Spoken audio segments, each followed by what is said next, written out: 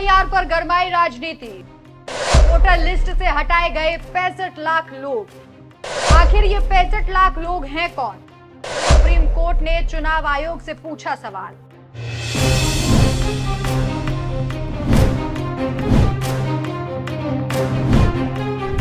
नमस्कार, मैं हूं आपके साथ राखी लांबा और आप देख रहे हैं न्यूज एक्सप्रेस। बिहार में चुनाव है और एसआईआर को लेकर बवाल है। जी हां, एसआईआर के तहत बिहार के चुनाव में पहले वोटरों का रिविजन किया जा रहा है और इसी को लेकर फिलहाल बिहार की सियासत गरमाई हुई है, क्योंकि विपक्ष इसमें कई तरह की खामियों का दावा कर रहा है। जैसे अभी हाल ही में बिहार में नेता प्रतिपक्ष ने यह दावा किया था कि उनका एसआईआर वोटर ड्राफ्ट से नाम ही हटा दिया गया।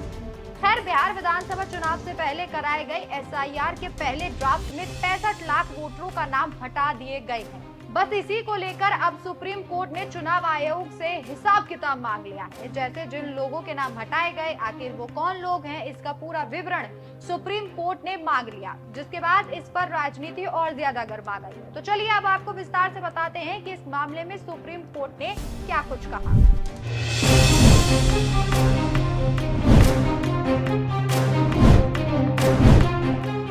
बिहार चुनाव से पहले एसआईआर की प्रक्रिया को लेकर चुनाव आयोग द्वारा यह दावा किया जा रहा है कि चुनाव में पारदर्शिता आएगी। वहीं दूसरी तरफ बिहार में कभी कुत्ते की, कभी मोबाइल तो कभी ट्रैक्टर का निवास प्रमाण पत्र जारी किया जा रहा है।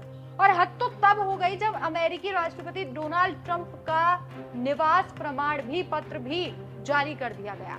ऐसी लापरवाही से एक तरफ लोगों की विश्वसनीयता दम तोड़ रही है, तो दूसरी तरफ ये विपक्ष के दावों को और मजबूती दे रही है।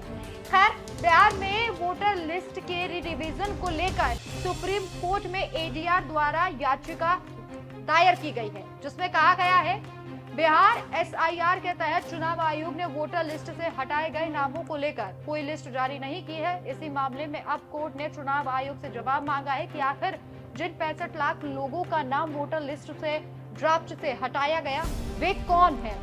दरअसल एडीआर की तरफ से पेश सुप्रीम कोर्ट के वरिष्ठ वकील प्रशांत भूषण ने कहा कि हमने एक याचिका दायर की है और चुनाव आयोग ने जो ड्राफ्ट रोल प्रकाशित किया है उसमें कहा गया है कि 65 लाख वोटरों के नाम हटाए गए हैं, लेकिन उन्होंने उन नामों की लिस्ट नहीं दी है। क्या वे लोग मर चुके हैं या किसी तरह से वो पलायन कर चुके हैं? इस बात का चुनाव आयोग को खुलासा करना चाहिए कि आखिर वे 65 लाख लोग कौन हैं। प्रशांत भूषण ने आगे कहा, ये नाम बीएलओ की सिफारिश के बिना सूची में शामिल किए गए हैं। बीएलओ ने फॉर्म भेजते समय बताया कि इस व्यक्ति की सिफारिश बीएलओ ने नहीं की है। बीएलओ ने सिफारिश की है या नहीं, ये जानकारी बहुत महत्वपूर्ण है। हालांकि सुनवाई कर रहे बेंच के जस्टिस सूर्यकांत ने कहा कि चुनाव आयोग के एसओपी के अनुसार राजनीतिक दलों के प्रत्येक प्रतिनिधि को ब्लॉक स्तर पर सूची उपलब्ध कराई जाएगी।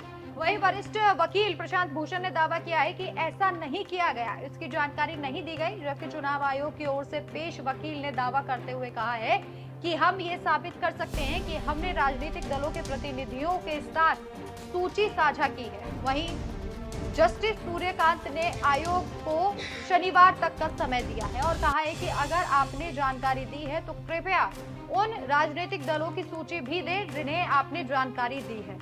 तो इस तरह से अब इस मामले में सुप्रीम कोर्ट ने चुनाव आयोग को शनिवार तक का समय दिया है। अब देखना होगा कि समय सीमा में आयोग क्या जानकारी उपलब्ध कराती है और आगे क्या कुछ होता है। वैसे सुप्रीम कोर्ट के इस आदेश को आप किस तरीके से देखते हैं, हमें कमेंट करके जरूर बताएं। नमस्कार।